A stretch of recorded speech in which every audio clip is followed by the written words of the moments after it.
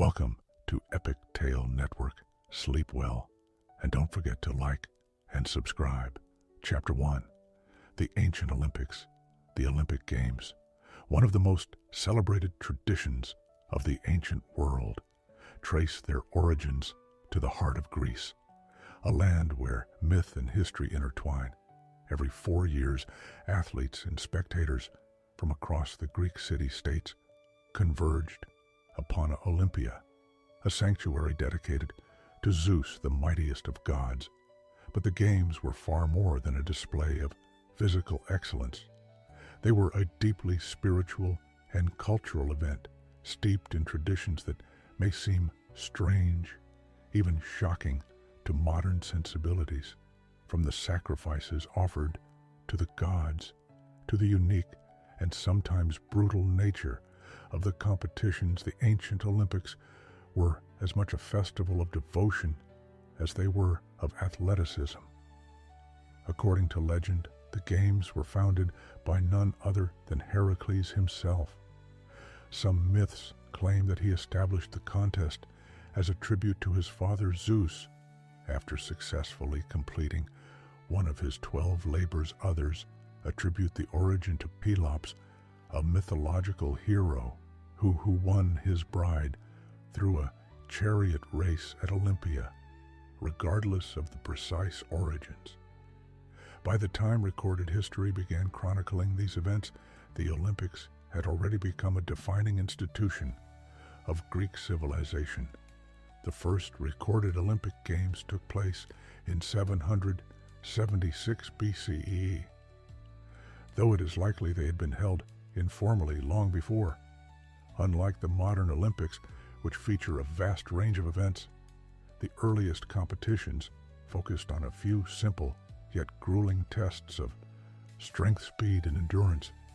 The stadium race, a short sprint covering approximately 192 million, was the oldest event and the only one in the first recorded games.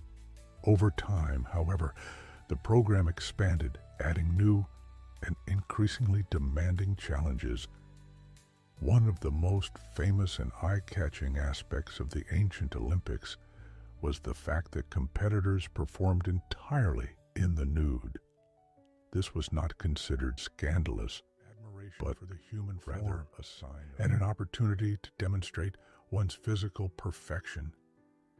The very word gymnasium derives from the Greek gymnos, meaning naked. To the Greeks, the body was something to be celebrated, and stripping away clothing symbolized the purity and honesty of competition. Events varied widely, ranging from foot races to combat sports and equestrian challenges.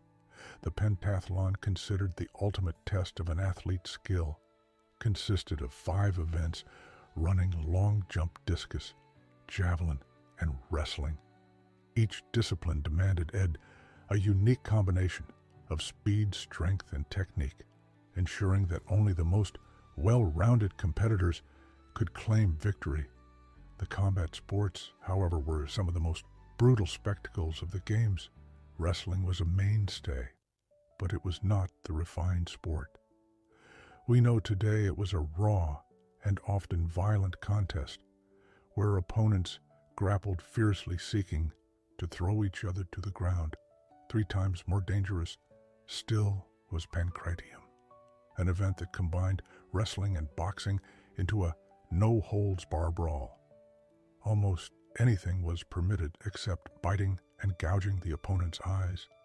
Fighters often emerged blooded, battered, or even unconscious, and there were rare cases of competitors dying in the ring.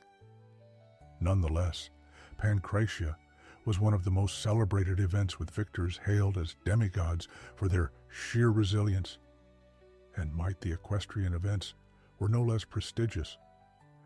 Though they operated under different rules, chariot racing was among the most popular competitions, drawing large crowds and considerable gambling. Unlike in most other events, the winner was not the charioteer, but the owner of the horses. This meant that wealthy aristocrats, kings, and even women who were otherwise banned from competing, could claim Olympic victories by sponsoring successful chariots beyond the competition. The games were intertwined with religious observances before any athlete could set foot in the stadium. Elaborate sacrifices were performed in honor of Zeus. A massive altar at Olympia was the focal point for these rites, where animals, particularly bulls, were slaughtered as offerings. The scent of burning meat filled the air as priests chanted hymns and prayers, asking for divine favor upon the competitors and ensuring the goodwill of the gods. Some legends suggest that an extraordinary sacrifice known as the hecatomb, 100 oxen, was offered every 4 years as part of the grandest Olympic celebrations. Victory in the ancient Olympics brought unparalleled prestige. There were no gold, silver, or bronze medals. Instead, champions were crowned with an olive wreath cut from the sacred tree of Zeus himself. Yet the honor of winning was so great that Olympic victors often received lavish rewards upon returning home. Some were granted lifetime pensions, others were immortalized in statues, and many became the subject of elaborate poems that preserved their glory. For generations, in some cases, an Olympic victory was seen as bringing divine favor upon an entire city-state, elevating not just the athlete, but their homeland as well. The Olympic truce was another crucial element of the Games. Wars and conflicts were frequent among the Greek city-states, but during the Olympics, a sacred peace known as the Era was declared, allowing athletes and spectators safe passage to and from Olympia. This truce underscored the unity of Greek culture and the idea that for a brief time competition could replace conflict. Women, however, were largely excluded from the Games. Married women were strictly forbidden from attending under threat of death, though young girls and priestesses of Data, the goddess of the harvest, were granted special permission. There was, however, a separate festival, the Hieron Games, dedicated to the goddess Hera, in which women competed in foot races. Despite these restrictions, a few bold women found ways to circumvent the rules. One such figure was Kiska of Sparta, who by owning and training a team of chariot horses managed to claim victory despite never setting foot in the arena herself. Over time, the Olympics evolved, reaching their peak in the classical period before gradually declining. Under Roman rule, the sanctity of the Games eroded as emperors sought to use them for personal glorification. Gladiatorial events, which had no place in the original Greek traditions, began to encroach upon the competitions. Finally, in 393 CE, the Christian emperor Theodosius I banned the Games altogether, condemning them as a remnant of pagan worship. After over 1,000 years, the great festival of Zeus came to an end. Yet the spirit of the Olympics never truly faded when the modern games were revived. In 1896, they drew upon the same ideals of competition, honor, and unity that had first been celebrated in ancient Olympia. Though today's games may differ in form, they still echo the legacy of those early contests where athletes once wrestled naked under the gaze of the gods, striving for a wreath that meant more than just games. They were a testament to human ambition, divine reverence, and the relentless pursuit of greatness. Chapter 2. Roman Steam Engine. The ancient world was filled with brilliant minds who crafted innovations far ahead of their time, but few were as tantalizingly close to changing history as Hero of Alexandria, a Greek engineer and mathematician living in Roman Egypt during the 1st century CE. Hero was responsible for numerous mechanical wonders, including automata water pumps and the first known steam-powered device, the AIP. This simple yet fascinating invention, often called a hero's engine, demonstrated the fundamental principles of steam propulsion, a concept that, had it been further developed, might have propelled an industrial revolution almost 2 millennia before it actually occurred. The AOIP was at its core a remarkably straightforward device. It consisted of a hollow sealed sphere mounted on a pair of pivots, allowing it to spin freely. 2 bent nozzles extended from opposite sides of the sphere. Water inside the sphere was heated from below, causing it to turn into steam as the steam escaped through the nozzles. The reactive force generated rotational motion, creating an effect not unlike that of a modern jet engine. This was a profound demonstration of steam power in action, one that would eventually underpin the industrial steam engines of the 18th and 19th centuries. Hero's writings, particularly his Treatise Pneumatica, detailed not just the IOL leap, but also an astonishing array of mechanical devices that relied on air pressure water and steam. Among them were early versions of vending machines, automated temple doors, and even theatrical contraptions that could perform elaborate SE sequences of movement using steam or hydraulic pressure. His works showcased a deep understanding of mechanical principles that, with the right application, could have led to revolutionary technological advancements.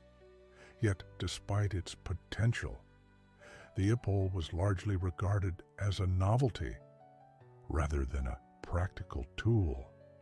Roman engineers, while highly advanced in construction, hydraulics, and road building, did not see steam as a means to perform useful work, unlike later centuries, when economic factors and labor shortages drove the need for mechanization. Rome relied on a vast supply of human and animal labor. Slaves, particularly, were abundant, and the incentive to replace them with machines was minimal. Consequently, the AOL leap was relegated to the realm of curiosities and demonstrations rather than a catalyst for large-scale industrial development. The absence of a broader framework for scientific experimentation and applied engineering also played a role. While Hero and other thinkers of his time were brilliant theorists, there was little systematic effort to build upon their discoveries. Science in antiquity was often pursued for intellectual fulfillment or religious purposes, rather than for technological advancement. There was no equivalent of the later scientific revolution to push these ideas into practical use. However, what if history had taken a different course? Imagine a world in which Hero's AOIP had not been dismissed as a mere toy, but instead developed into an early steam engine. Could the Romans have built machines to power mills, transport goods, or even mechanize mining operations centuries before the Industrial Revolution? With widespread implementation, the Roman economy might have transitioned away from its reliance on slave labor, potentially altering the social and political landscape of the empire. Further speculation leads to even grander possibilities. If the Roman world had read mechanization, how would that have shaped the medieval and Renaissance periods? Would we have seen steam-driven vehicles, mechanical looms, or even rudimentary locomotives appearing in the ancient world? The potential for accelerated progress is staggering, suggesting an alternative timeline in which the modern era began 1,000 years ahead of schedule. Beyond industrial applications, steam-powered devices could have transformed transportation, making long-distance trade and military logistics more efficient. Imagine Roman legions equipped with steam-powered carts capable of moving supplies at an unprecedented speed. The vast Roman road network, already an engineering marvel, could have been supplemented with rail-like systems or even early versions of trams. The very nature of empire building might have changed, enabling faster communication and more efficient administration. Such progress might have also impacted architecture and construction. Roman engineering was already capable of constructing aqueducts, roads, and massive amphitheaters, but with steam-powered machinery, their projects could have been completed at an even greater scale. And speed, the very foundations of urban planning, could have shifted toward a more mechanized, systematic approach, potentially leading to the rise of industrialized cities centuries ahead of schedule. Yet, despite all of history took a different course. The decline of the Roman Empire, combined with political instability and economic fragmentation, meant that whatever technological advancements existed were largely forgotten or lost the medieval world, instead of advancing into a steam-powered age focused on smaller-scale agrarian economies. When steam power finally re-emerged in the 18th century, it did so in an entirely different context, one shaped by the forces of capitalism. Scientific inquiry, a new political structure that fostered industrialization in ways that the Roman world never could. The legacy of Hero of Alexandria and his AOL lip remains, however, as a testament to the ingenuity of ancient engineers. It serves as a reminder that sometimes the right idea appears too soon for its time. The AOL lip may not have launched an ancient industrial revolution, but it undoubtedly paved the way for the great steam-powered advancements that would one day reshape the world. Had history unfolded differently, perhaps the first steam engine might not have been credited to Thomas Newton or James Watt, but rather to an inventive Greek engineer working under Roman rule nearly 2,000 years earlier. Chapter 3. The truth about the 300 Spartans. The Battle of Thermopylae is one of the most legendary last stands in history, immortalized in countless books, films, and artistic depictions. The story of 300 brave Spartans standing against the vast Persian army has become a symbol of heroism, sacrifice, and defiance against overwhelming odds. Yet while the legend captures the spirit of the event, it is only part of the full story. The reality of Thermopylae is far more complex, involving thousands of Greek allies, strategic miscalculations, and a broader geopolitical struggle that shaped the course of Western civilization. The conflict itself arose during the Persian invasion of Greece in 480 BCE, led by King Xerxes I. First seeking to avenge his father Darius, the first's defeat at the Battle of Marathon. A decade earlier, Xerxes assembled one of the largest military forces the ancient world had seen. Estimates vary widely, with ancient sources claiming millions, but modern historians suggest a force of around 100,000 to 300,000 soldiers, a staggering number, regardless, facing this immense threat. The Greek city-states, though often in conflict with one another, banded together in a rare moment of unity to resist Persian domination. The Spartan king, Leonidas, led the Greek resistance at the strategic pass of Thermopylae, a narrow coastal route ideal for defensive warfare. His force did include 300 elite Spartan warriors, but they were not alone. They were accompanied by approximately 7,000 other Greek soldiers from various city-states, including Thespians, Thebans, and Corinthians. This coalition was crucial, as it allowed the Greeks to hold off the Persian advance for several days The Spartans' reputation as the best warriors in Greece was well earned, trained from childhood through the brutal Ago system. Spartan men were disciplined, physically conditioned, and battle-hardened, but Theop, they demonstrated their famed phalanx formation, a tight shielded unit that made them nearly impenetrable in close combat. The narrow pass prevented the Persian army from using its superior numbers to full effect, forcing them into direct grinding engagements that played to the Spartans' strengths despite their valor. The Greeks faced a dire situation when a local Greek named Epiales betrayed them, revealing a hidden mountain path that allowed the Persians to flank their position. Realizing that defeat was inevitable, Leonidas dismissed the bulk of the Greek forces, choosing to stay behind with his 300 Spartans, as well as around 700 Thespians and 400 Thebans. The Thebans, however, may not have been willing volunteers, as they ultimately surrendered to the Persians. The remaining defenders fought to the last man, delaying the Persian advance, but at the cost of their lives. Though Thop was a defeat, in tactical terms, it was a strategic victory for the Greeks. The battle inspired the remaining Greek forces and proved that Persian forces were not invincible.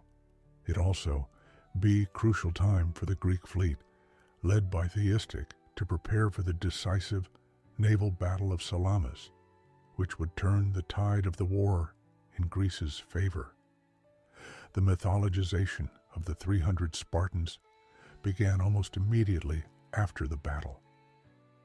Ancient historians, such as Herodotus and later writers, emphasized their bravery, often simplifying the role of other Greek contingents.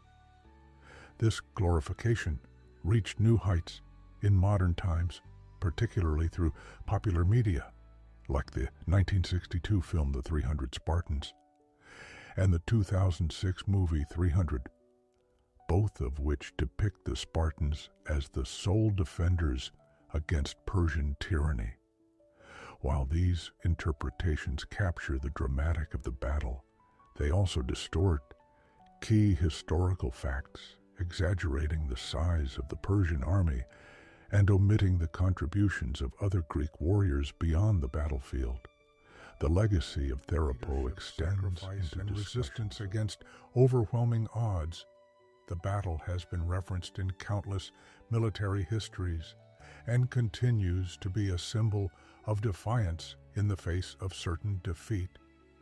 However, to understand Theropo fully, one must acknowledge not just the 300 Spartans, but also the thousands of other Greeks who stood beside them, as well as the strategic context that made their sacrifice significant. One key aspect often overlooked is the broader Greek war effort that followed Thop, the Greek forces, despite the loss at Theropo, rallied at later battles such as Plateau in 479 BCE, where they decisively defeated the Persian army and forced its retreat from Greece. Without the resilience and coordination of the entire Greek alliance, the Persian threat would have persisted, potentially altering the trajectory of Western civilization. The Persian army, despite its size, also faced logistical challenges that played a critical role in the conflict. Supplying a vast force across foreign territories proved difficult, and their reliance on naval superiority was threatened by Greek ingenuity at Salamis. The Persian strategy hinged on overwhelming force, but the Greeks countered with superior battlefield tactics and intimate knowledge of the terrain. Theope was just one part of this larger chessboard. Additionally, the political landscape of Greece at the time was deeply fragmented. The alliance against Persia was an exception rather than the rule, as city-states like Athens and Sparta often found themselves at odds in power struggles that would later culminate in the Pelian War thought was a moment of rare unity, yet it also underscored the fragile nature of Greek cooperation. The Persian Wars also had lasting cultural and ideological implications. The idea of Greek liberty versus Persian despotism became a defining narrative in Western thought. The Greeks saw themselves as defenders of freedom against an empire that demanded submission. This theme resonated through later centuries, influencing works of literature, philosophy, and political theory. The bravery of Leonidas and his warriors became a symbol of the fight against oppression, echoing through revolutions and resistance movements throughout history. While Leonidas and his men perished, their resistance was not in vain. The Persian advance was delayed, morale in Greece was strengthened, and their sacrifice became legendary. Their story, however, is not just one of glory. It is a lesson in the realities of war, the power of unity, and the impact of strategic foresight. The Battle of Therapy was not just about 300 Spartans, it was a pivotal moment in history shaped by the courage and cooperation of many. Chapter 4. The Curious Case of Emperor Elagabalus. Few figures in Roman history are as controversial and enigmatic as Emperor Elagabalus, born Varius Avitus Bassianus in 23 CE. He ascended to the imperial throne in 218 CE at the tender age of 14. His brief and tumultuous reign, lasting only 4 years, was marked by scandal, religious upheaval, and political chaos, often remembered for his eccentric behavior and disregard for Roman traditions. Elagabalus remains one of the most fascinating rulers of the ancient world. Elagabalus was born in Emesa, modern-day Homs, Syria, where his family served as hereditary high priests of the sun god El-Abal. His early upbringing was steeped in religious rituals and temple duties, which shaped his worldview in ways that would later disrupt Roman society when the Roman Emperor Caffa was assassinated in 217 CE. His mother, Julia Soas, and grandmother, Julia Mesa, orchestrated his rise to power by falsely claiming that Elagabalus was Caracalla's illegitimate son. With the support of the powerful Severan dynasty and the Praetorian God, he was declared emperor, and his reign began in a whirlwind of expectations and uncertainty. One of the most striking aspects of Elagabalus, his rule, was his deep devotion to the deity Elagabal, whom he attempted to elevate above the traditional Roman pantheon. He brought the cult of Elal to Rome, building a grand temple known as the Elagabalus on the Palatine Hill, and forcing Roman elites to adopt the worship of his foreign god. The emperor went so far as to have the black conical meteorite representing Abal ceremoniously transported to Rome, placing it in the heart of the city as a symbol of its supremacy. This radical shift in religious hierarchy alienated many in Rome, particularly the Senate, which had long upheld the traditional worship of Jupiter and other Roman gods. Beyond imposing religious reforms, Elagabalus sought to integrate his faith into the highest levels of Roman governance. He attempted to merge the cult of Abal with the worship of Jupiter, and in a highly controversial move, he married a Vestal virgin, an act that blatantly violated Rome's religious customs. The Vestal virgins were priestesses devoted to the goddess Vesta and sworn to a life of chastity by marrying one Elagabalus, defied centuries of sacred tradition. Further scandalized religious policies were enough to cause unrest. His extravagant lifestyle and erratic behavior exacerbated tensions. The emperor was known for his love of luxury indulgence and excess, holding lavish banquets where exotic delicacies were served on golden plates and fountains flowed with wine instead of water. His extravagant tastes extended to his wardrobe, as he preferred elaborate silk garments embroidered with gold, often dressing in styles considered effeminate by Roman standards. He surrounded himself with an entourage of sycophants and eunuchs, indulging in behaviors that shocked even the most liberal-minded rands of the time. One of the most infamous anecdotes about Elagabalus involves his theatrical treatment of dinner guests.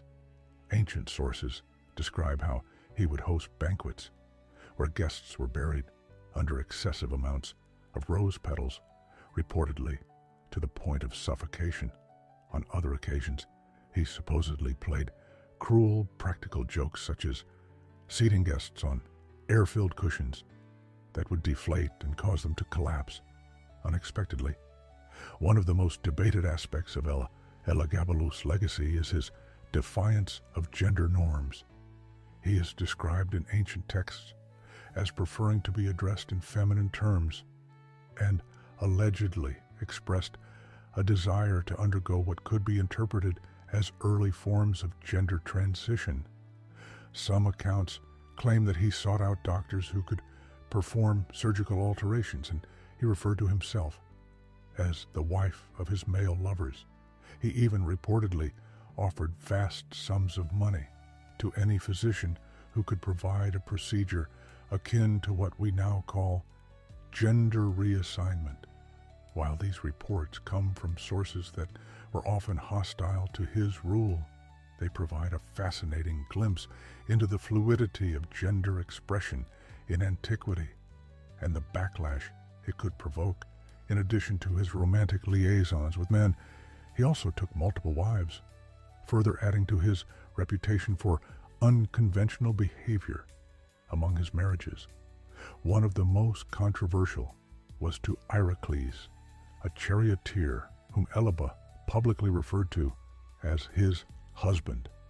This level of public disregard for traditional Roman masculinity and social roles contributed to his alienation from Rome's elite power structure. Elagabalus' erratic behavior and unpopular policies quickly made him a liability to those who had placed him on the throne. Initially, his grandmother, Julia Mir, wielded considerable influence over his rule, but as his excesses escalated, she and other members of the imperial court began seeking an alternative, realizing that his rule could not be salvaged. Julia Mesa shifted her support to his younger cousin, Caius Alexander, positioning him as a more stable and palatable successor. In 222 CE, the growing unrest reached a breaking point.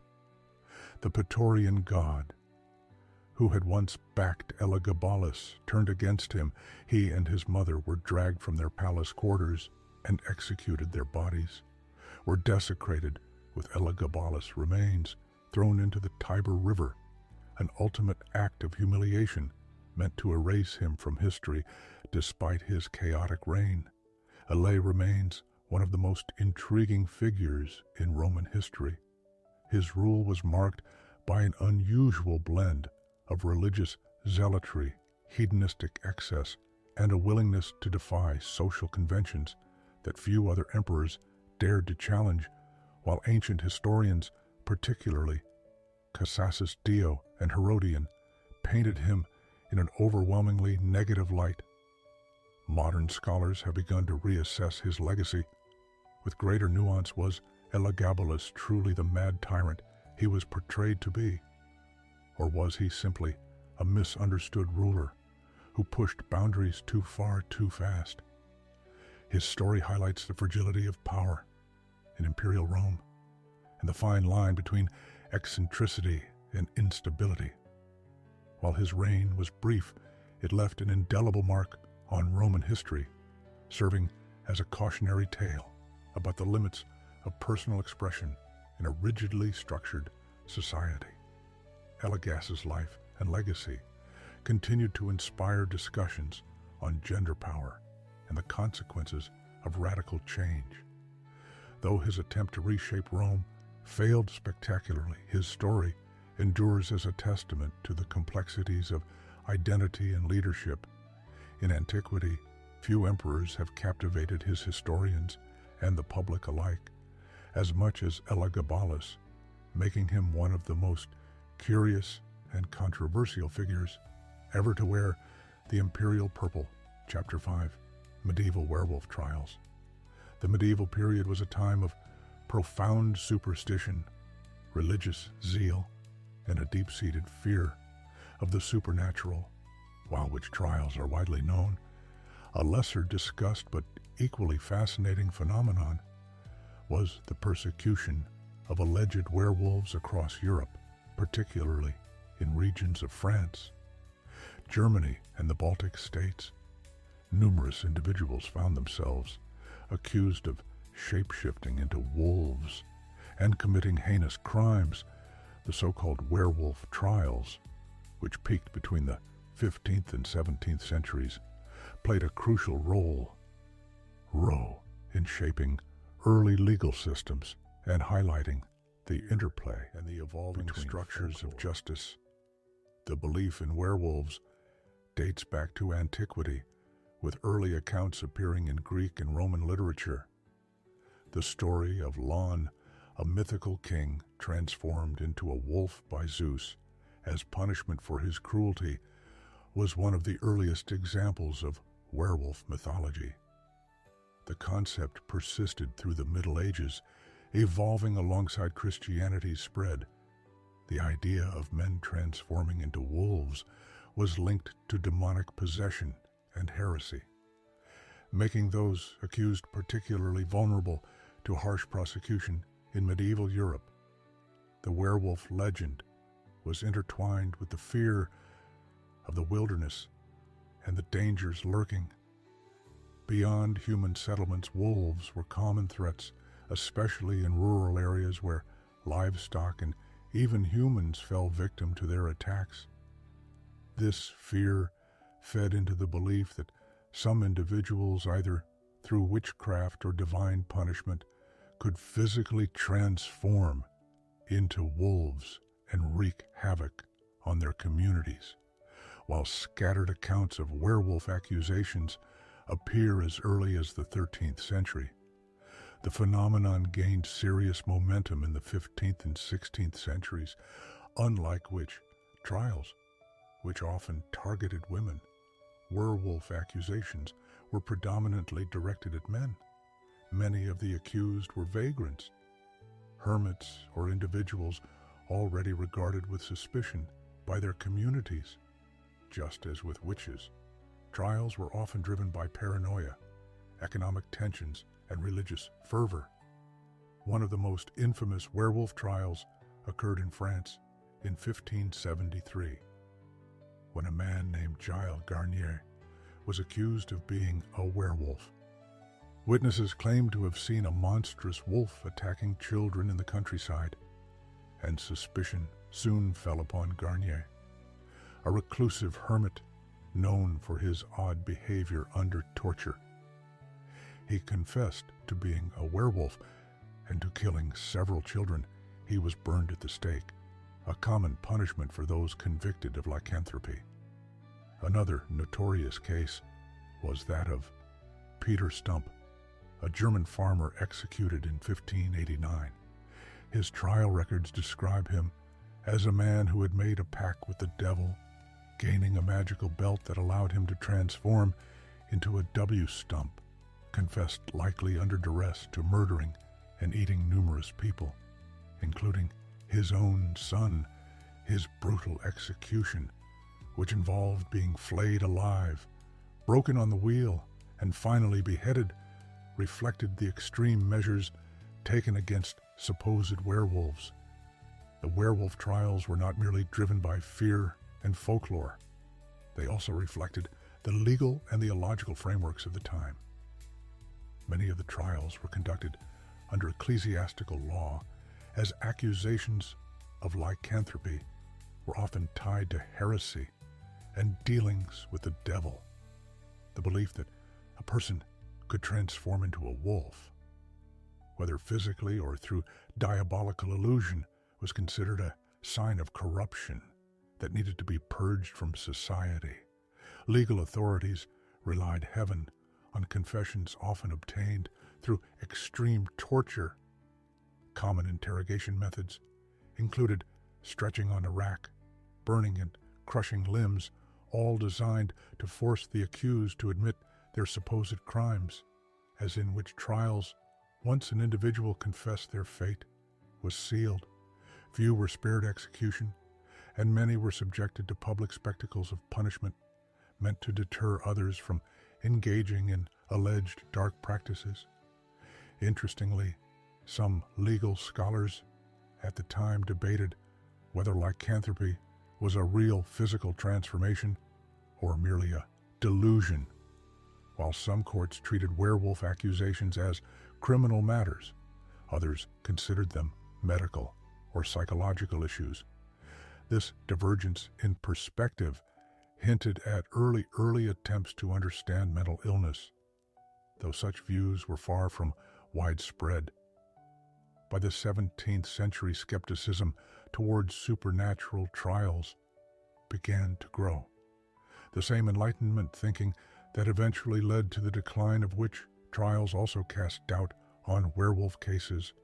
More rational explanations for supposed werewolf behavior emerged, including medical conditions such as hyperchosis, excessive hair growth, and clinical lycanthropy, a psychological disorder in which individuals believed they could transform into animals. The rise of modern legal standards, which emphasized empirical evidence over superstition, also played a role in the decline of werewolf prosecutions as European courts moved away from relying on confessions extracted. Through torture, the number of werewolf trials dwindled by the late 17th and early 18th centuries. Accusations of lycanthropy had largely faded from legal records, though the myth itself remained a strong cultural force. The werewolf trials of medieval and early modern Europe offer a revealing glimpse into the fears and legal structures of the past. These cases show how folklore could influence judicial proceedings and how deeply ingrained supernatural beliefs were in early societies. They also demonstrate the brutal lengths to which authorities would go to root out perceived threats, often at the expense of innocent people caught in the grip of hysteria. Though no longer a persecution, the werewolf myth endures in popular culture, shaping literature, film, and folklore from medieval superstitions to modern horror stories. The image of the werewolf continues to captivate imaginations. However, behind the legends lie real historical events, trials, executions, and lives lost to fear and misunderstanding. The legacy of these trials serves as a reminder of the power of belief and the dangers of allowing superstition to dictate justice. Chapter 6, The Children's Crusade, a march to disaster. The Children's Crusade remains one of the most mysterious and tragic episodes of the medieval era. Unlike the well-documented military campaigns of the official Crusades, this movement, taking place in 1212, was an anomalous and poorly recorded event that saw thousands of children and adolescents set out on an ill-fated journey to reclaim the Holy Land. What began as a spontaneous religious movement driven by fervor and youthful zeal quickly devolved into disaster, ending in starvation, enslavement, and disappearance. The origins of the Children's Crusade are shrouded in legend and conflicting historical records, but two main narratives have emerged over time. The first tells of a boy named Stephen of Cloyes, a young shepherd from France, who claimed to have received divine visions instructing him to lead a crusade of children to Jerusalem. According to chroniclers, Stephen gathered thousands of followers who believed that their innocence would grant them divine protection. and allow them to succeed, where armed knights had failed.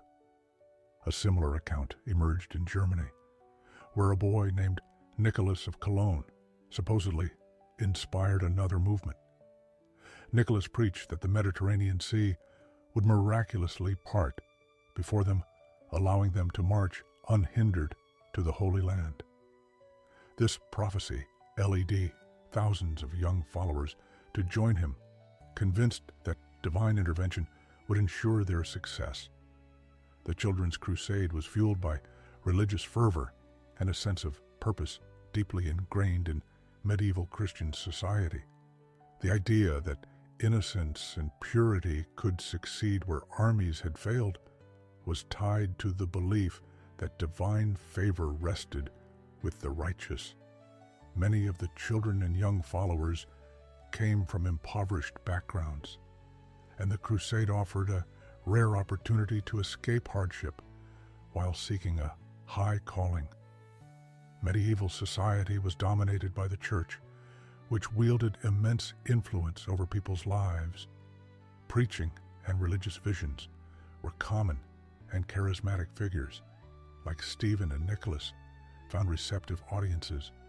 The children believed they were following in the footsteps of biblical figures like Moses, who had led his people to freedom. This overwhelming faith blinded many to the dangers of their journey, as they saw suffering and hardship as tests of their devotion. These bands of children, estimated to number between 15,000 and 30,000, set out on their journey with unwavering faith. Many were poor, lacking provisions or proper leadership, but they believed their cause was righteous. The movement attracted not just children, but also impoverished adults, peasants, and wandering clergy who saw hope in the children's enthusiasm. However, reality quickly set in. As the children traveled through France and Germany, they suffered from extreme hunger, exhaustion, and exposure to the elements. Many perished before even reaching the Mediterranean. Their lack of organization and supplies turned their hopeful march into a slow-moving catastrophe, with many deserting or dying along the way. Despite the hardship, some groups managed to reach the Mediterranean coast, only to be met with crushing disappointment. The sea did not part for them, as Nicholas had prophesied. Stranded and desperate, they sought passage to the Holy Land. By ship, it was here that one of the darkest betrayals in the story took place. Historical accounts suggest that unscrupulous merchants in Marseille offered to transport the children to the Holy Land free of charge, but instead of taking them to their destination, these merchants, allegedly in league with slavers, sold the children into slavery in North Africa and the Middle East. Thousands were lost to the slave markets of Tunis and Cairo, never to be heard from again. The involvement of merchants in the fate of the Children's Crusade highlights the brutal realities of the medieval slave trade. While slavery had been officially condemned by the church, in many contexts the practice remained widespread. Christian and Muslim traders alike were deeply involved in the trade of captives, and the arrival of a large, defenseless group of children would have been seen as an irresistible opportunity. Some accounts suggest that a few ships carrying the children were lost at sea, possibly due to storms or deliberate scuttling by the merchants. These tragedies compounded the already grim fate of those who had set out with hopes of divine salvation. Some remnants of the crusade attempted to return home, though very few made it. Have perished along the way, and his followers who managed to return to Germany found their homeland devastated by famine in France. Stephen of Coal disappeared from historical records, his fate unknown. Those who did survive often found themselves scorned rather than welcomed. Many communities viewed the children as foolish idealists who had abandoned their families for an impossible cause, instead of being hailed as holy warriors. They were seen as cautionary examples of misguided zeal. The tragic outcome of the Children's Crusade left a lasting impact on medieval society. The Church distanced itself from the movement, neither endorsing nor condemning it outright. Pope Innocent III is said to have been moved by the children's devotion, but he did not attempt to prevent or support their efforts. The event became a cautionary tale of misguided zeal, illustrating the dangers of religious fanaticism and the vulnerability of the innocent. The Children's Crusade also revealed deeper anxieties about the nature of faith and divine intervention. If the righteous and innocent could suffer so greatly, what did that mean for the broader understanding of God's will? The event raised uncomfortable theological questions that scholars and clerics debated for years to come. The exact nature of the Children's Crusade remains debated among historians. Some argue that the events were exaggerated or romanticized by later chroniclers, while others believe it was not a crusade in the traditional sense, but rather a series of uncoordinated pilgrimages led by charismatic preachers. Regardless of the precise details, the core tragedy remains indisputable. Thousands of children and young followers perished due to hunger, exhaustion, and enslavor. Over the centuries, the Children's Crusade has been reinterpreted in literature, art, and music. It has served as a metaphor for lost innocence, the perils of blind faith, and the manipulation of the weak by those in power. Though the full truth of what happened may never be known, the Children's Crusade stands as one of the most poignant and sorrowful episodes in medieval history in the modern world. Echoes of the Children's Crusade can be seen in movements where youthful idealism is exploited for political or religious aims. The story serves as a stark reminder that belief without guidance can lead to disaster, and that those who manipulate the innocent for their own ends can cause irreparable harm. While the medieval world has long passed, the lessons of the Children's Crusade remain timeless. Chapter 7. The Dancing Plague of 1518. The Dancing Plague of 1518 remains one of the most bizarre and mysterious episodes in European history, occurring in the city of Strasbourg, then part of the Holy Roman Empire. This inexplicable phenomenon saw hundreds of people dance uncontrollably for days, weeks, and in some cases, even months. Despite numerous historical accounts and modern theories, no definitive explanation has been found for why this strange event unfolded. The incident remains an enduring enigma that continues to puzzle historians, medical researchers, and psychologists alike. The outbreak of the dancing plague began in July 1518, when a woman named Tropa suddenly began dancing fervently in the streets of Strasbourg. She continued for hours, seemingly unable to stop.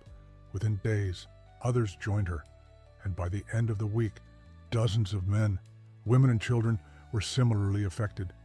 As the days turned into weeks, the number of dancers swelled to over 400, creating a scene of mass hysteria that gripped the city.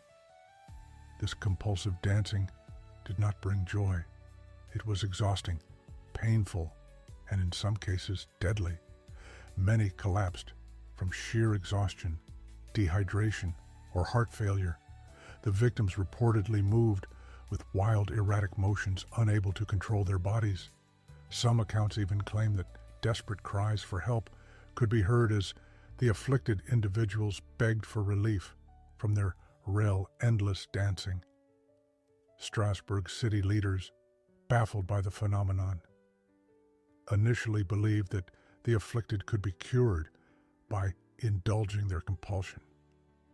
Physicians of the time, rejecting supernatural explanations, diagnosed the condition as a hot blood ailment, essentially an overheated state of the body that needed to be purged through continued movement to aid. In this, they set up wooden stages and even hired musicians to keep the dancers moving. However, rather than providing relief, this only exacerbated the crisis as more people succumbed to the mania. Religious authorities, on the other hand, saw the dancing as a form of divine punishment. They attributed the phenomenon to Saint Vitus, the patron saint of dancers and epileptics, believing that those afflicted had invoked his wrath. Consequently, some of the afflicted were taken to a shrine dedicated to Saint Vitus in the hopes of securing divine intervention. Despite these efforts, the dancing continued unabated for weeks. The exact cause of the dancing plague remains unknown, though several theories have been proposed. Some historians believe the event was a case of mass hysteria, a psychological condition in which groups of people are overwhelmed by stress, fear, or societal pressures, leading to erratic behavior. The early 16th century was a period of hardship for Strasbourg, marked by famine, disease, and political instability. Such extreme distress could have triggered a collective psychogenic illness, with dancing as an outlet for the community's anxiety. Another widely discussed theory is the possibility of ergot poisoning. Ergot is a hallucinogenic mold that grows on damp rye and other grains, and consuming it can cause spasms, hallucinations, and muscle contractions. Some have speculated that an outbreak of ergotism, also known as St. Anthony's fire. Anthony's fire could have contributed to the compulsive movements of the dancers. However, critics of this theory point out that ergot poisoning typically causes convulsions and hallucinations rather than coordinated dancing, making it an unlikely explanation. Some scholars have even explored religious or supernatural explanations. The 16th century was a deeply religious time, and many believed incur divine punishment and spiritual possession. The legend of Saint Vitus, combined with the growing hysteria, may have reinforced the belief that the afflicted were compelled to dance by supernatural forces. Beyond stress and religious fears, the social and economic conditions of Strasbourg in 1518 likely played a role in the outbreak. The region had been suffering from successive years of failed harvests, widespread poverty, and political instability. Many of the afflicted came from lower-class backgrounds, and the collective suffering may have created an environment in which extreme expressions of distress, such as compulsive dancing, could spread rapidly. Additionally, the medical knowledge of the time was limited, and diseases that affected neurological function or mental health were poorly understood. Conditions such as epilepsy, schizophrenia, and movement disorders might have contributed to the strange phenomenon, with misdiagnoses leading to further panic and confusion. By September 1518, the dancing plague began to subside as suddenly as it had begun. The authorities eventually banned public dancing, and those still afflicted were taken to religious shrine where prayers and rituals were conducted. As fear and hysteria waned, the phenomenon faded from the public eye, though it left a deep impression on the region's history. In the centuries that followed, the dancing plague became the subject of fascination and speculation. It has been referenced in medical literature, folklore, and even modern cultural works, reflecting its lasting impact on collective memory. Though similar cases of mass hysteria have been recorded in history, none have matched the scale and severity of Strasbourg's 1518 outbreak. Mass psychogenic illnesses continued to be documented in modern times, suggesting that what occurred in Strasbourg was not an isolated event, but part of a broader pattern of human psychological responses to stress and crisis. Cases of laughing epidemics, fainting spells, and other unexplained mass behaviors have been recorded across different cultures and time periods. The dancing plague serves as a historical case study in understanding how external pressures can manifest in seemingly irrational ways. Today, neurologists and psychologists continue to study the phenomenon, using it as an example of how collective belief, fear, and trauma can shape behavior. The dancing plague of 1518 remains an enduring mystery, a stark reminder of how history can sometimes defy explanation, leaving us with more questions than answers. Chapter 8. The Siege of Caffa. The first use of biological warfare. The Siege of Caffa, which took place in 1346, remains one of the most infamous episodes in medieval military history, not for its battle tactics, but for its possible role in the spread of one of the deadliest pandemics in human history, the Black Death. It is widely believed that during the siege, the Mongol army used a gruesome method of biological warfare by catapulting plague-infested bodies into the besieged city, potentially contributing to the pandemic that would devastate Europe. Although historians continue to debate the exact details of the event, the Siege of Caffa stands as one of the earliest recorded instances of biological warfare and a chilling testament to the unintended consequences of medieval conflict. Caffa, modern-day Theodosia in Crimea, was a thriving Genoese trading colony on the Black Sea, established by the Republic of Genoa in the 13th century. It was a major hub for commerce between Europe, the Middle East, and Asia. The Mongols, who had established dominance over much of Eurasia, tolerated the presence of European merchants, but maintained political control over the region.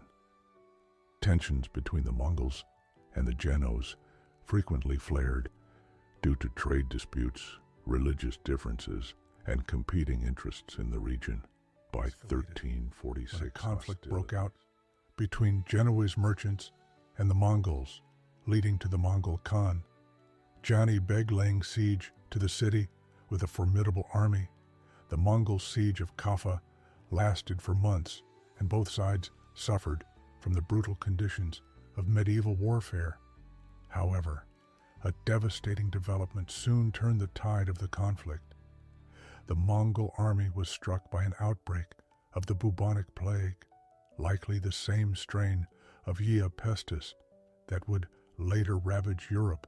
As the disease ravaged their ranks, the Mongols, desperate to break the city's defenses, reportedly resorted to an unprecedented and horrifying tactic, hurling the bodies of their plague-infected soldiers over the city walls. This account comes primarily from the contemporary writer Gabriele Ducci, an Italian chronicler who wrote about the siege in a first-hand report. He described how the Mongols, unable to take the city through conventional means, used trebuchet to launch corpses into CFA, contaminating the air and water supply. Panic and disease soon spread within the besieged city, forcing many of its residents to flee by ship to other parts of Europe. While the historical accuracy of the Mongols' use of biological warfare is still debated, what is certain is that Caffa played a significant role in the transmission of the plague as Genoese traders and refugees fled the city by sea. They carried the disease with them to Constantinople, Sicily, and eventually the major ports of Italy. By 1347, the Black Death had begun its deadly march across Europe, killing millions in the most devastating pandemic in recorded history. Some historians argue that the 187 plague would have reached Europe regardless of the events at CFFA, as the disease was already spreading along major trade routes. However, the siege may have accelerated its transmission by forcing infected individuals to flee across the Mediterranean. The arrival of plague-ridden ships in European ports was a turning point that heralded the beginning of widespread outbreaks if the Mongols did indeed catapult plague-ridden corpses into Caffa. It would represent one of the earliest known examples of biological warfare. The Mongols were already infamous for their brutal military tactics, psychological warfare, and the strategic use of terror to subdue enemies. Their alleged use of disease as a weapon would align with their reputation for exploiting every available means to achieve victory. However, launching disease corpses as a deliberate strategy raises questions about the Mongols' understanding of disease transmission. In the 14th century, medical knowledge was rudimentary at best, and the concept of germ theory was centuries away. While they may not have understood the precise mechanisms of infection, they likely observed that the plague was highly contagious and lethal. Even if their actions were not based on scientific knowledge, the consequences were devastating. Modern scholars continue to examine the plausibility of the biological warfare claim. Some argue that Dumussi's account, written years after the siege, may have been exaggerated or influenced by second-hand reports. Others point out that the rapid spread of the plague through trade routes was inevitable, regardless of what happened at CFA. Regardless of whether the Mongols' actions were a calculated military strategy or a desperate act in the face of their own collapse. The Siege of Caffa remains a landmark event in discussions of biological warfare. It demonstrates how human conflict can inadvertently exacerbate pandemics and how the movement of people, whether fleeing war, trade disputes, or disease, can have unintended and far-reaching consequences. The Siege of Caffa was more than just a battle. It was a moment in history that may have played a crucial role in the spread of one of the deadliest diseases ever known. Whether the Mongols' alleged use of plague-ridden corpses was intentional biological warfare or simply an act of desperation, its impact on the course of the Black Death is undeniable.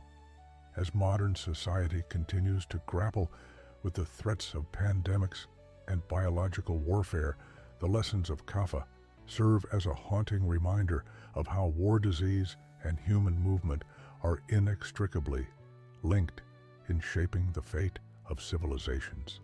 Chapter 9, The Man Who Fooled the World with a Fake Kingdom. The story of Gregor MacGregor is one of the most audacious frauds in history. A Scottish conman and self-proclaimed Prince MacGregor convinced hundreds of investors and settlers to put their faith and their money into a fictitious Central American kingdom he called Pause. His deception, which spanned the early 19th century, resulted in financial ruin for many, and even the deaths of those who tried to settle in his imaginary land. Despite the sheer scale of his fraud, MacGregor managed to escape justice, leaving behind a bizarre legacy of deceit and ambition. Born in Scotland in 1786, Gregor MacGregor pursued a military career early in life, serving as an officer in the British Army. However, he was far, and his ambition soon led him to seek fortune elsewhere. During the early 19th century, he traveled to South America, where revolutionary movements were attempting to free the continent from Spanish rule. MacGregor fought under the command of Simon Bolivar and managed to gain recognition for his service, though some accounts suggest he exaggerated his accomplishments after his time in South America. MacGregor returned to Britain with a bold and improbable story. He claimed to have been granted control over a vast and fertile land in present-day Honduras, which he named the Kingdom of Poas. According to MacGregor, Poa was a paradise abundant in natural resources, rich in gold and ripe for colonization.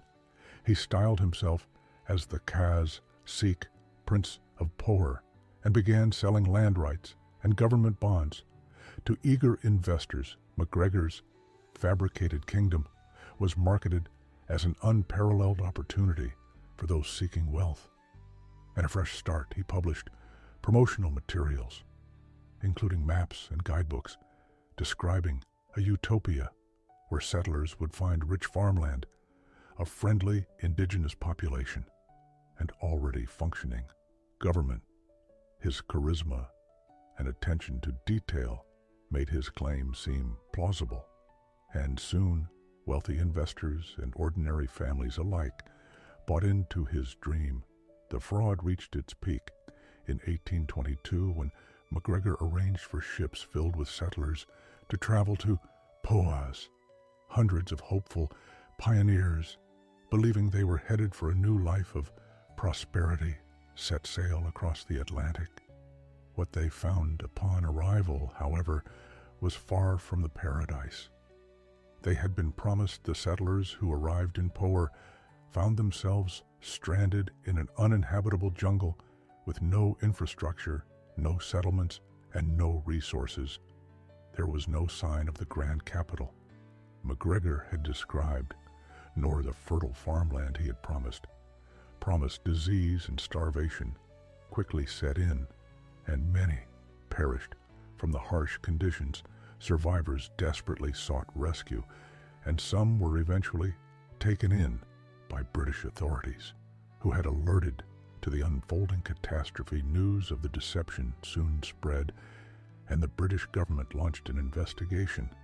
Many of the settlers had lost everything, and MacGregor's fraudulent bonds and land deeds became worthless. The sheer scale of the con shocked the public, yet remarkably, MacGregor was never convicted of a crime. Despite the collapse of the Poa scheme, MacGregor managed to avoid serious consequences. He fled Britain and attempted similar scams in France, though with less success. Eventually, he returned to Venezuela, where he astonishingly managed to rehabilitate his reputation. The Venezuelan government granted him a military pension, and he lived out his final years in relative comfort, dying in Caracas. In 1845, MacGregor's fraud remains one of the most astonishing in history, not only because of the audacity of his claims, but because of how long he maintained the illusion. His ability to manipulate public perception and craft a compelling narrative highlights the power of deception and the dangers of unchecked ambition. Today, the tale of Poe serves as a cautionary reminder of the lengths to which some will go in the pursuit of wealth and power. Chapter 10. Leonardo da Vinci's Lost Inventions. Leonardo da Vinci, often regarded as one of history's greatest minds, was far ahead of his time. While he is most famous for masterpieces like the Mona Lisa and the Last Supper, he was also an unparalleled inventor, engineer, and scientist. His notebooks filled with sketches and concepts of futuristic machines reveal ideas that would not be realized for centuries. Many of these inventions remained unbuilt in his lifetime due to technological limitations, a lack of funding, or their sheer complexity. Yet some of Leonardo's visionary concepts have since become reality, proving his genius was not merely theoretical. Among Leonardo's most famous inventions were his designs for flying machines inspired by the flight of birds. He meticulously studied aerodynamics and anatomy to create sketches of devices that mimicked natural wing structures. One of his most well-known concepts was the ornithopter, a machine designed to achieve flight by flapping wings like a bird. Though the materials available in the 15th century made it impossible to construct a functional ornithopter, his studies laid the groundwork for modern aviation. In particular, his understanding of lift drag and air resistance anticipated many principles later used in aeronautical engineering. Leonardo also designed what could be considered an early prototype of the helicopter. His aerial screw was a spiral-shaped rotor that he theorized could lift a human off the ground by displacing air downward, though the materials of his time were too heavy and the mechanics were impractical. The concept bears a striking resemblance to modern helicopter rotors, suggesting that Da Vinci's vision was remarkably prescient. Leonardo also designed an early version of the modern tank. His sketches, equipped with cannons on all sides and a conical structure designed to deflect enemy attacks. The tank was meant to be propelled by a system of cranks operated by soldiers inside. However, one flaw in the design, possibly intentional, made the gears move in opposite directions, preventing movement. Some historians believe Leonardo deliberately sabotaged his own design to prevent its use in warfare, reflecting his complex views on violence and weaponry, while his tank was never built. In his lifetime, modern engineers have reconstructed working models based on his sketches. With slight mechanical adjustments, the vehicle proved functional, demonstrating that had the proper materials and manufacturing techniques been available, Leonardo's tank could have been a reality much sooner, centuries before the invention of modern diving gear. Leonardo designed a functional scuba suit intended for underwater warfare. His sketches depict a leather diving suit with breathing tubes connected to floating air chambers on the surface. Some variations of the design included an air reservoir in the form of a bell, allowing divers to remain submerged for extended periods, while the suit was never constructed in his era. Modern diving technology has evolved along similar lines, reinforcing Leonardo's role as a visionary thinker in aquatic exploration. Considered one of the first conceptualizations of an automobile, Leonardo's self-propelled cart was a spring-powered vehicle that could move without human intervention. The design featured a series of coiled springs gears and an advanced steering system that allowed the cart to travel independently over short distances. It was an astonishing idea for the 15th century, as mechanical propulsion was largely unheard of. In 2006, a team of engineers successfully built a working replica of Leonardo's cart, confirming that the design was not just feasible, but functional. Despite his brilliant mind, Leonardo faced several obstacles that prevented many of his designs from becoming reality. One of the main reasons was the technological limitations of his time. Many of his ideas required materials, tools, and manufacturing techniques that simply did not exist in the Renaissance era. Additionally, he often worked alone or in small workshops without the financial backing needed for large-scale experimentation. Another reason his inventions remained theoretical was Leonardo's reluctance to publish his findings.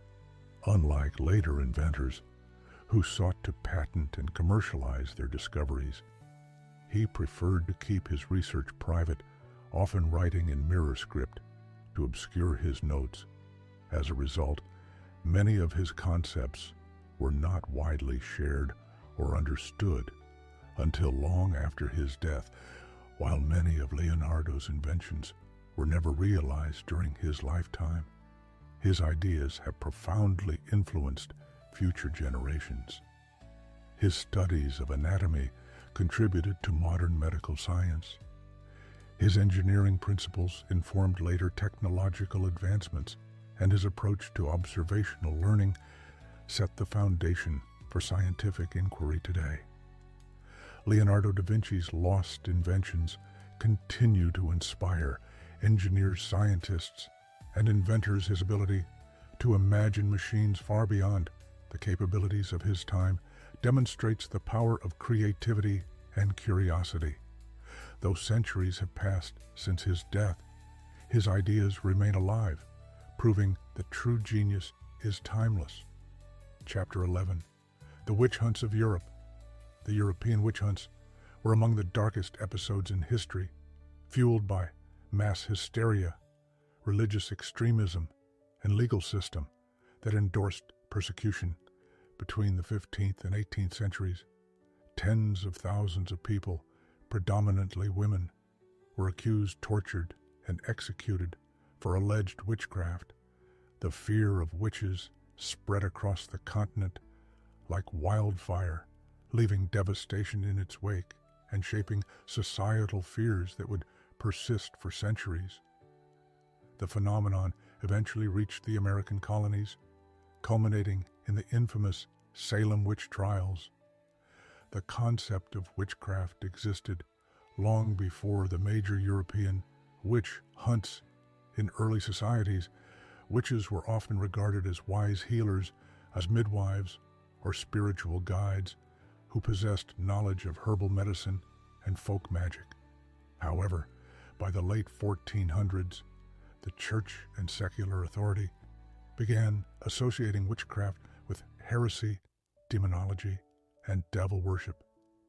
The shift from reverence to persecution was driven by changing religious ideologies and the growing power of centralized governments, which sought to maintain control through fear and the suppression of perceived threats. One of the most influential catalysts of the witch hunts was the publication of Alas Malarum, the Hammer of Witches, in 1487 by Heinrich Kramer. This book served as a guide for identifying, trying, and executing witches, instructing inquisitors on how to extract confessions and justify extreme punishments.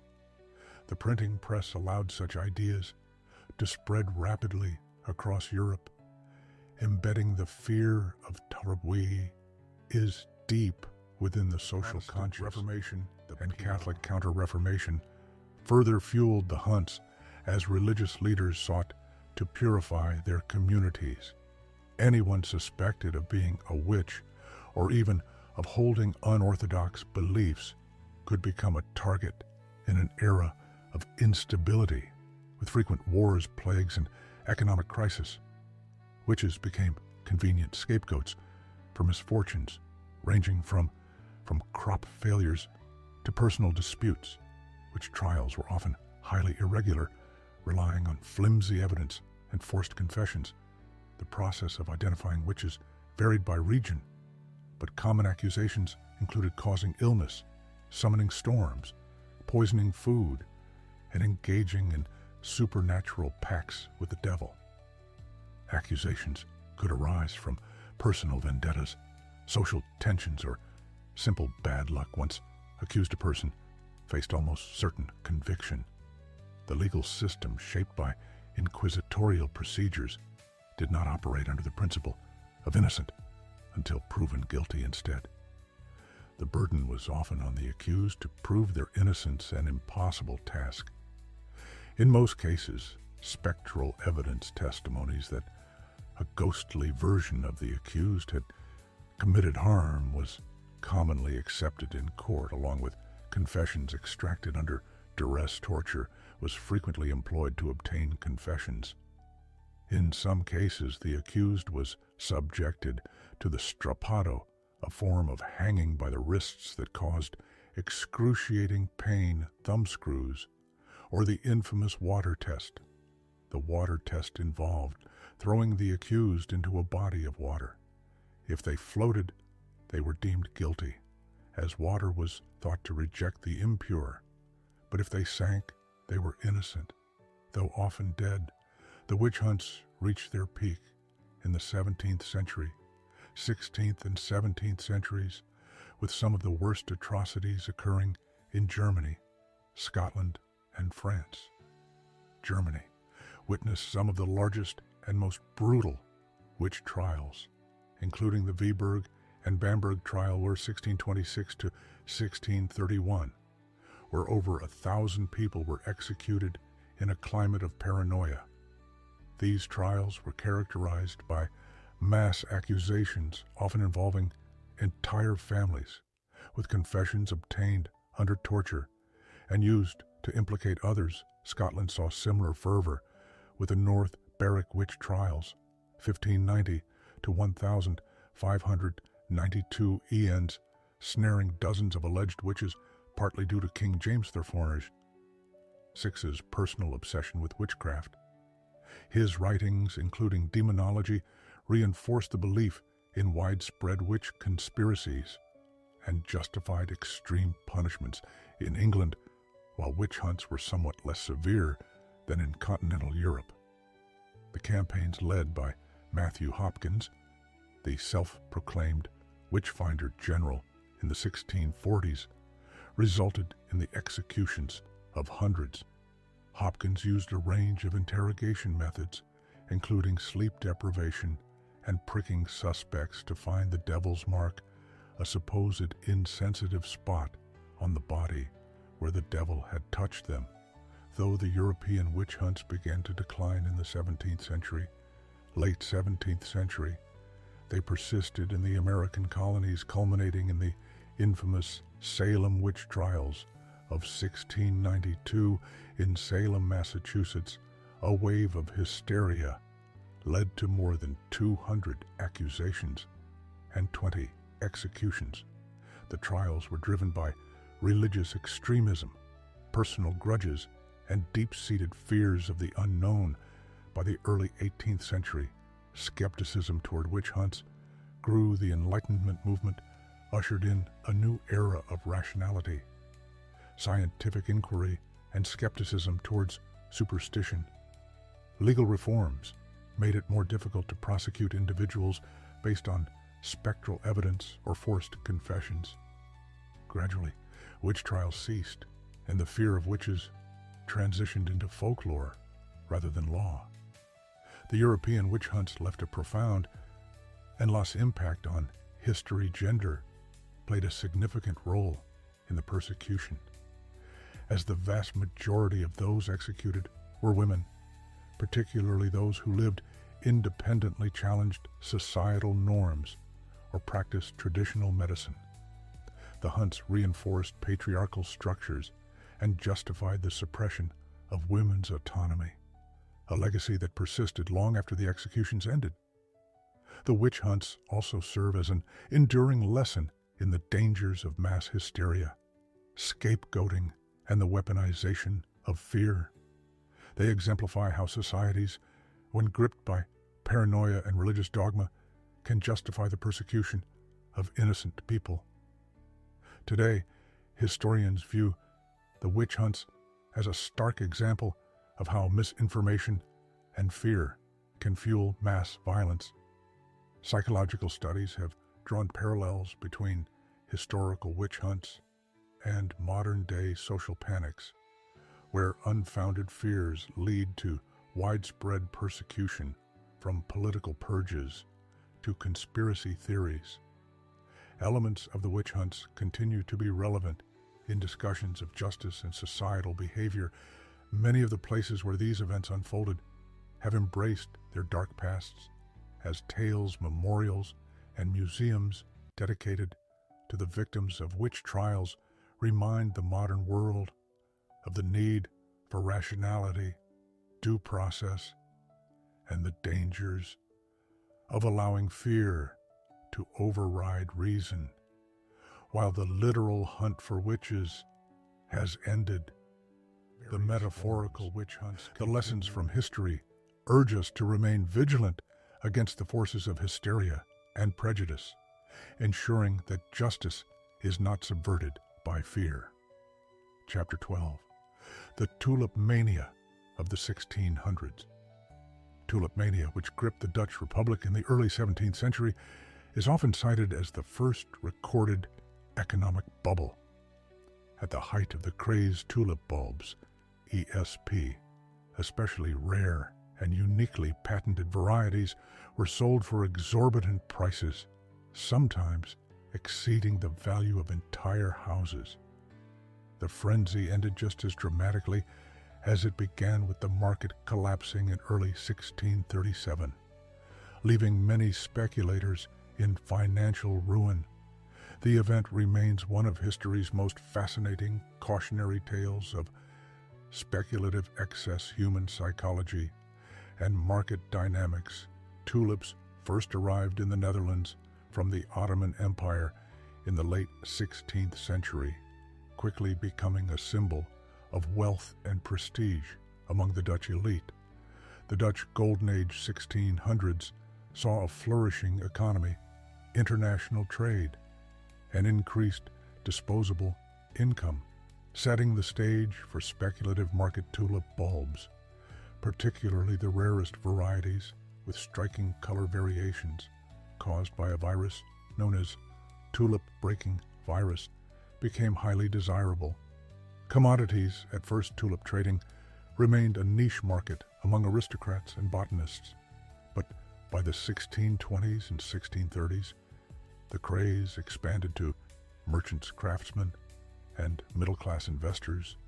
Bee bulbs were traded in futures contracts, where buyers agreed to purchase bulbs at a later date at a predetermined price.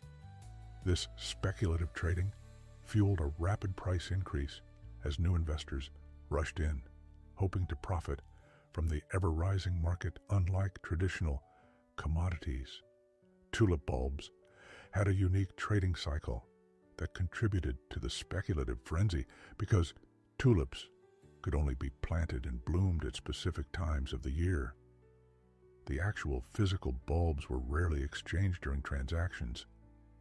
Instead, traders engaged in a system of wind handle or wind trade, dealing in promissory notes and speculative contracts for bulbs that had not yet been dug up or even planted. This system meant that much of the trading was based on theoretical ownership rather than tangible goods, making the market highly volatile. Additionally, the demand for certain tulip varieties fueled competition among traders and collectors. The most sought-after bulbs, known as broken tulips, exhibited stunning, multicolored streaks caused by a virus that weakened the plant. Despite their biological fragility, these bulbs commanded astronomical prices, leading many to believe they were investing in something with lasting value. By 1636, tulip prices had soared to unprecedented levels, with some bulbs being exchanged for vast sums of moneyland or even entire estates. Records suggest that a single Seer Augustus, one of the most coveted tulip varieties, was worth more than 10 times the annual earnings of a skilled craftsman. The speculative fever drove people to sell their possessions, take on loans, and enter into complex financial agreements just to acquire tulip bulbs. The speculative nature of the market was exacerbated by the lack of regulation and the ease of entering into tulip futures contracts. Buyers and sellers engaged in transactions without ever handling a single bulb, relying solely on promises and written agreements. This system, which operated much like modern derivatives trading, created an illusion of endless profit, drawing in more participants and inflating prices to unsustainable levels. In early 1637, confidence in the tulip market began to wane. The trigger for the collapse remains debated, but some historians suggest that a routine auction failed to attract buyers, shaking investor confidence as uncertainty spread. Panic took hold, and prices plummeted almost overnight. Investors who had paid fortunes for bulbs suddenly found themselves holding assets that were worth a fraction of their purchase price. The collapse exposed the fragility of the tulip market, which had been built on speculation rather than intrinsic value. Those who had taken on debt to finance their purchases were left bankrupt, while some sellers refused to honor their contracts, leading to widespread legal disputes, although the economic consequences were largely confined to speculative traders. The psychological impact of the crash resonated throughout Dutch society, serving as a stark warning about the danger of speculative bubbles. Despite the dramatic collapse, the broader Dutch economy remained largely unaffected, unlike later financial crashes that triggered widespread recessions. Tulip mania was confined to a specific sector of speculative traders rather than the fundamental industries that sustained the Dutch Republic. Nevertheless, the event became an enduring lesson in economic history, illustrating how markets driven by hype and greed can lead to catastrophic losses. Modern economists often compare tulip mania to later financial bubbles, such as the South Sea Bubble, 1720, the stock market crash of the late 1990s, the cycle of rapid price inflation, speculative fervor, and sudden collapse has been repeated numerous times throughout history, proving that human psychology and herd mentality play a significant role in financial markets. Tulip mania was not just an economic event, it was also a psychological and social phenomenon. Many traders, including those with little financial expertise, were driven by the fear of missing out FOMO, believing that prices would continue to rise indefinitely. The excitement surrounding tulips created a sense of collective irrationality where even seasoned investors participated, despite the obvious risks. Additionally, the speculative nature of the market revealed underlying societal changes in the Dutch Republic. The ability for ordinary merchants and artisans to engage in high-risk investments reflected a shift in economic power from the aristocracy to the rising middle-class. Tulip mania was in many ways a reflection of a dynamic and ambitious society, willing to embrace financial innovation, albeit with significant risks. While tulip mania is often exaggerated in popular retellings, it provides an early example of speculative excess, demonstrating how irrational exuberance can drive markets to unsustainable highs. The event remains a fascinating case study for economists and historians alike, shedding light on market dynamics, financial speculation, and the consequences of unregulated investment bubbles. Today, the tulip remains a symbol of both beauty and caution, a reminder that markets, no matter how promising they may seem, are always subject to cycles of boom and bust, from cryptocurrencies to housing markets. The lessons of tulip mania continue to be relevant, underscoring the timeless nature of human ambition, greed, and the pursuit of fortune. Chapter 13. The Strange Case of Phineas Gage. The case of Phineas Gage is one of the most extraordinary medical stories in history. In 1848, a horrific accident transformed an ordinary railroad worker into a medical curiosity whose case would influence neuroscience for generations.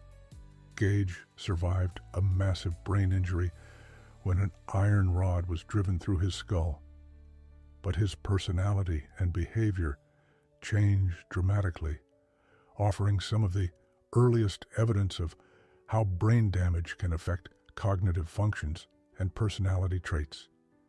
His case remains a cornerstone in the study of brain localization and the role of the frontal lobes in personality and decision-making on September 13th, 1848. Phineas Gage was working as a foreman for a railroad construction crew in Cavendish, Vermont.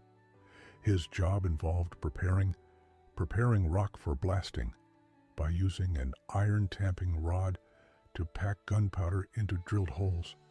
However, on this fateful day, a miscalculation caused the gunpowder to ignite. Prematurely, the explosion launched the tamping rod, a 3.5 feet long, 1.25 inches thick iron bar, straight through Gage's skull.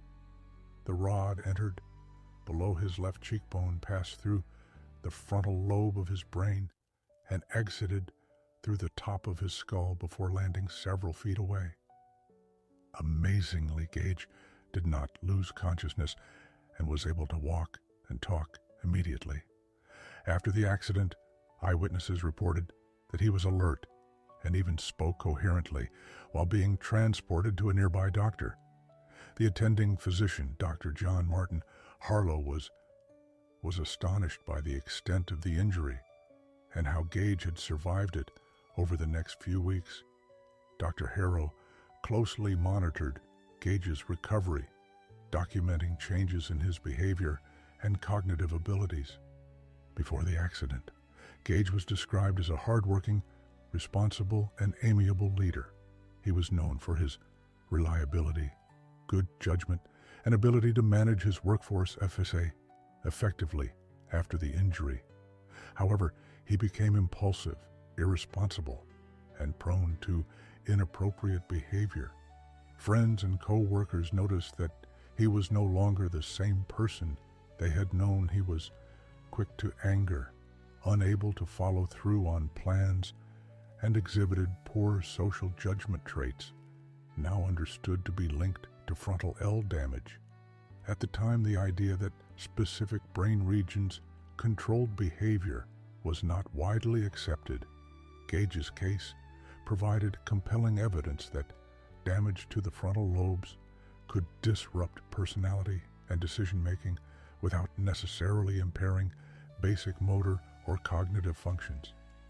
This led to the early foundations of modern neuroscience, particularly in understanding the prefrontal cortex's role in personality regulation, impulse control, and rational decision-making. Despite the initial dramatic changes in his personality, there is evidence that Gage was able to regain some degree of social function. Over time, historical records suggest that he traveled extensively after his accident, working as a stagecoach driver in Chile. For several years, this job would have required him to adhere to a routine, interact with passengers, and navigate complex roadways, suggesting that some of his executive functions improved with time. This phenomenon has led modern neuroplasticity, the brain's ability to reorganize and adapt following injury. Although Gage never fully regained his pre-accident personality, his ability to lead a semi-functional life post-injury suggests that the brain has an incredible capacity for recovery and compensation after spending several years in Chile. Gage returned to the United States. Though his health began to decline, in his later years he experienced episodes of seizures, likely a delayed consequence of his brain trauma. His condition worsened, and in 1860 he died at the age of 36 from complications related to his injury. Following his death, Dr. Harrow, who had closely studied Gage's case, arranged for his skull and the iron rod to be preserved for further examination. They were eventually donated to Harvard University's Warren Anatomical Museum, where they remain on display. To this day, scientists have since conducted extensive studies on Gage's skull, using modern imaging techniques to reconstruct the extent of his brain damage and gain a deeper understanding of how his injury affected cognitive function. Gage's case remains a foundational example in the study of brain function. His accident demonstrated that different brain regions are responsible for different cognitive and emotional processes. Modern neuroimaging study have continued to examine the extent of his brain damage using digital reconstructions, confirming that the areas affected were crucial for emotional regulation and social behavior. His case also helped inspire research into frontal lobe disorders, psychiatric conditions, and even the effects of traumatic brain injuries. TBIs on behavior. Today, neuroscientists and psychologists continue to reference Gage's story in discussions about brain function, rehabilitation, and personality changes due to injury. Additionally, Gage's accident provided valuable insights into how localized brain damage can result in selective impairments, his ability to retain motor skills and language abilities, while undergoing dramatic personality shifts, contributed to the growing understanding of functional specialization within the brain. Phineas Gage's story has not only influenced neuroscience, but has also captured the public's imagination. Over the years, his case has been referenced in psychology textbooks, neuroscience lectures, and even popular media. Many films, books, and documentaries have attempted to dramatize his story, sometimes exaggerating detail about his post-accident behavior. More recent studies have challenged some of the early assumptions about Gage's personality changes, suggesting that his impairments may not have been as extreme as initially reported. New analyses indicate that while Gage did undergo significant behavioral changes, he likely adapted better than previously believed. His ability to work in Chile and maintain a livelihood suggests a level of functionality that was often overlooked in earlier narratives. Although Phineas Gage never became the person he once was, his tragic accident turned him into one of the most important figures in neuroscience. His case demonstrated the profound connection between brain structure and personality, helping to lay the groundwork for modern neuroscience and cognitive psychology. His story remains a testament to both the resilience of the human brain and the ever-evolving nature of scientific discovery. Even today, Gage's skull and iron rod serve as enduring symbols of the mysteries of the mind, reminding us of how a single case can forever change our understanding of the brain's intricate workings. Chapter 14. The Man Who Was Hanged Twice, the case of John Babam Lee, remains one of the most baffling and intriguing in the history of criminal justice. Lee, an Englishman convicted of murder in the late 19th century, was sentenced to die by hanging in 1885, however, in what can only be described as an incredible twist of fate.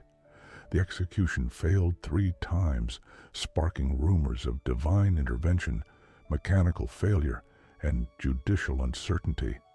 His story is one of crime, mystery, and survival, a tale that would captivate the Victorian public and continue to perplex historians.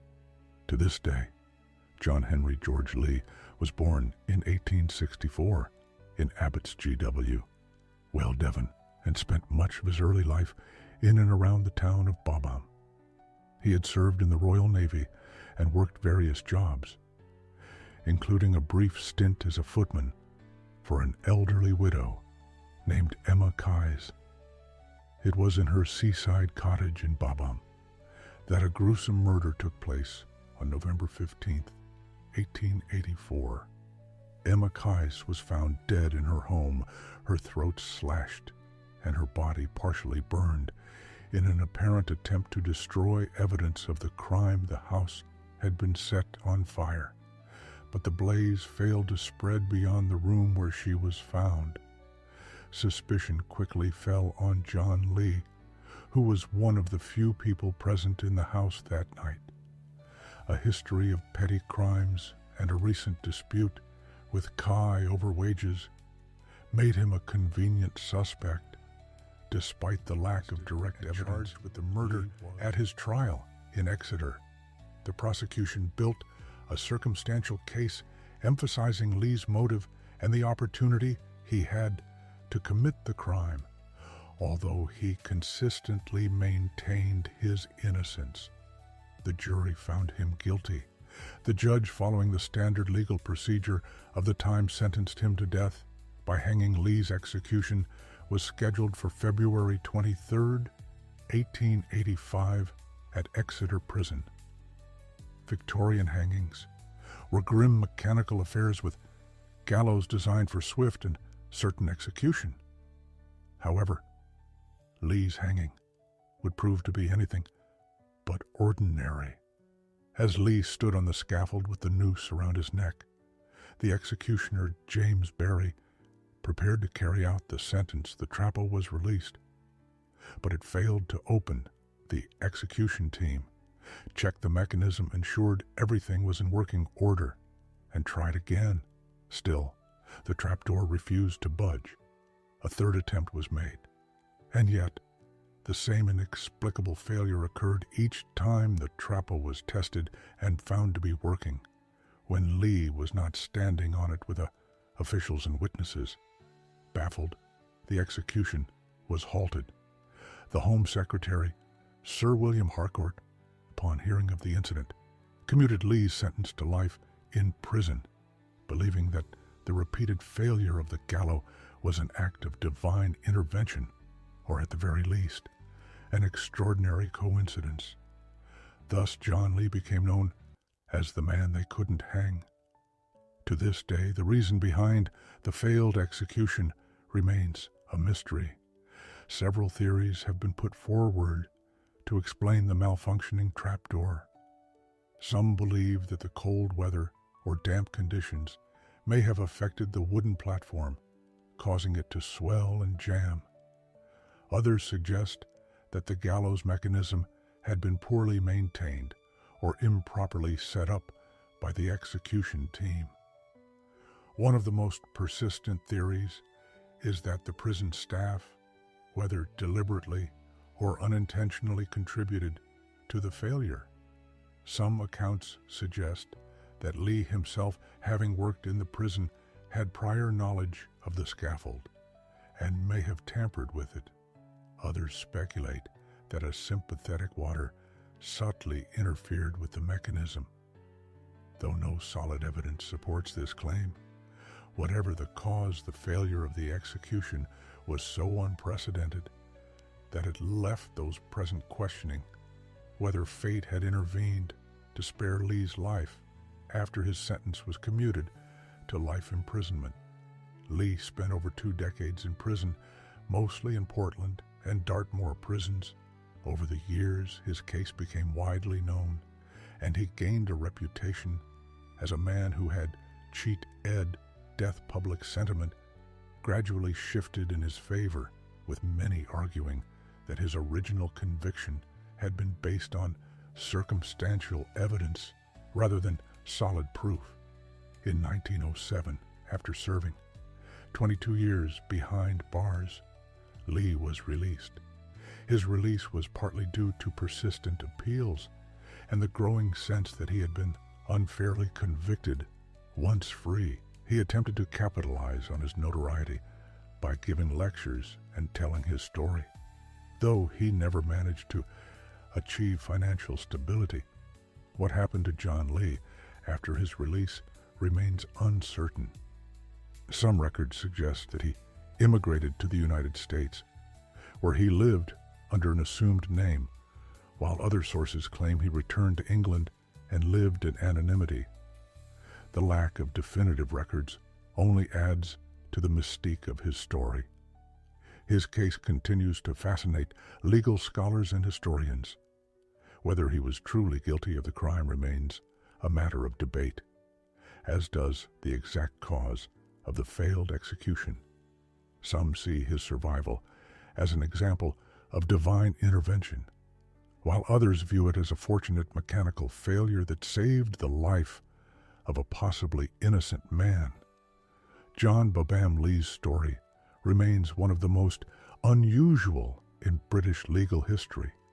His botched execution led to increased scrutiny of hanging procedures, contributing to later reforms in capital punishment. More than a century later, his case continues to serve as a reminder of the fallibility of the justice system and the strange twists of fate that can change a person's destiny. Whether Lee was guilty or not, his story is a testament to the power of chance, the mysteries of fate, and the enduring fascination with those who somehow defy death. His name lives on in books, films, and folklore, forever known as the man they couldn't hang. Chapter 15, The Ghost Ship, Mary Celeste. Few mysteries in maritime history are as haunting as that of the Mary Celeste, a ship discovered adrift in the Atlantic Ocean in 1872 with no crew aboard, found in near-perfect condition, with all supplies intact and no signs of struggle or distress. The ship's eerie abandonment has captivated historians, sailors, and mystery enthusiasts for over a century. Theories range from piracy to supernatural forces, but no definitive explanation has ever been proven, ensuring the legend of the Mary Celeste endures as one of the greatest nautical enigmas of all time. The Mary Celeste was a brigantine built in 1861, originally named the Amazon. Ownership changes and a rename in November 1872. The vessel departed New York City under the command of Captain Benjamin Briggs. An experienced and well-respected sailor on board were his wife Sarah, their 2-year-old daughter Sophia, and 7 crew members. Their destination was Genoa, Italy, carrying a cargo of denatured alcohol, a volatile but valuable shipment. The journey appeared to begin smoothly, with Captain Briggs keeping a routine log of the ship's progress. The last entry, dated November 25, 1872, recorded that the Mary Celeste was about 400 meters east of the Azores. After that, there were no further communications on December 4, 1872. The Mary Celeste was sighted by the British Brig de Gracia, commanded by Captain David Morose.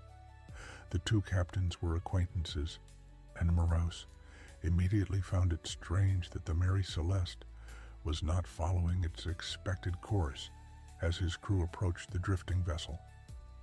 They were met with an unsettling sight. The ship was completely abandoned. Upon boarding, the de Gracia crew found that the ship was in good condition. The cargo of alcohol was largely untouched. The ship's provisions were ample, and personal belongings remained undisturbed. The only thing missing was the lifeboat, suggesting the crew had left voluntarily. But why the mystery of the Mary Celeste has given rise to countless theories, some plausible, others wildly speculative. Some believe that pirates may have boarded the ship, forcing the crew to abandon it, yet no valuables or cargo were stolen, making this theory unlikely. Others have suggested that a violent dispute among the crew could have led to their disappearance, though there were no signs of struggle or bloodshed. Another theory revolves around the possibility of alcohol fumes building up in the hold, creating fear of an imminent explosion. In a panic, the crew may have evacuated the ship temporarily, but were unable to return when circumstances changed.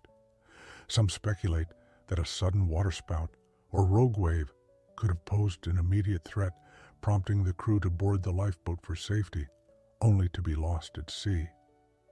More imaginative explanations have included tales of ghostly interventions, sea monsters, and even alien abduction.